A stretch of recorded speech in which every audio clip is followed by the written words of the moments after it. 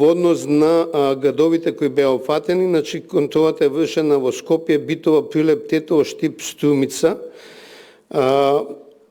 Најнизок степен на уредност има во Струмица, каде што од 5 контролирани приватни здравствени установи само една била со уредни наоди, 4 биле со неуредни, а со висока неуредност и Скопје, значи од 16 контролирани установи, 7 се уредни, 9 се неуредни.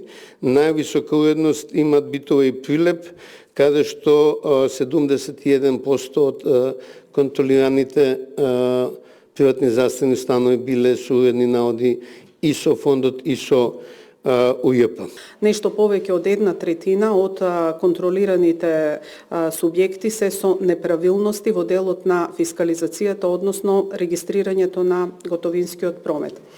Јас во тој контекст би додала уште некои факти поврзани со даночните ефекти на констатираните состојби. Имено сакам јасно да потенцирам дека, иако здравствените услуги се ослободени од ДДВ, а најголем дел од овие установи плаќаат символичен годишен данок на вкупен приход од 1% или се ослободени од оданочување, тоа не значи дека неевидентирањето на прометот е без никаков даночен ефект.